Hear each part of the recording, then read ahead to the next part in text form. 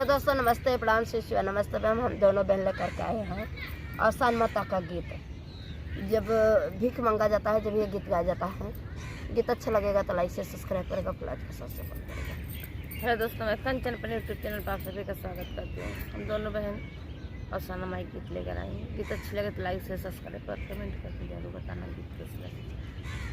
दाई देती भिखिया चरवा में भरी के, दाई देती भिखिया चरवा में भरी के, दाई देती भिखिया चरवा में भरी के।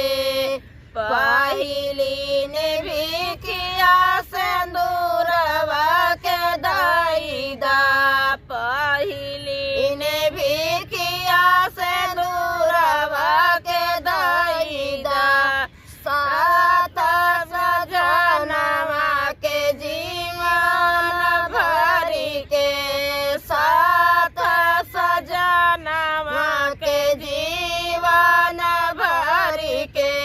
दाई देती भिखिया चरवा में भरी के, दाई देती भिखिया चरवा में भरी के।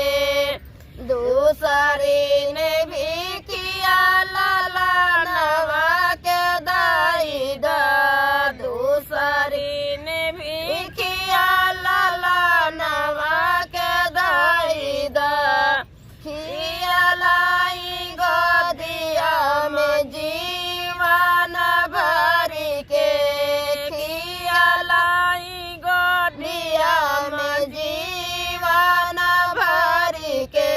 दाई देती भिखिया चरवा में भरी के, दाई देती भिखिया चरवा में भरी के। तीसरी ने भिखिया बीरानवा के दाई दा, तीसरी ने भिखिया बीरानवा के दाई दा। बनल रहे नाई हर जीवन भरी के, बनल रहे नाई हर जीवन भरी के।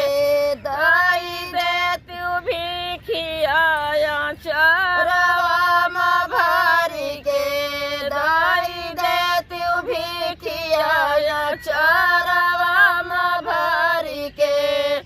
चौथी ने भिखिया पर परिवारवा के दाई दा, चौथी ने भिखिया घर परिवारवा के दाई दा।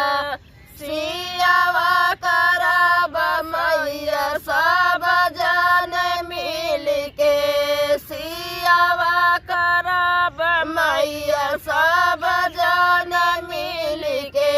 दाई देती भिखिया चरवा में भरी के, दाई देती भिखिया चरवा में भरी के।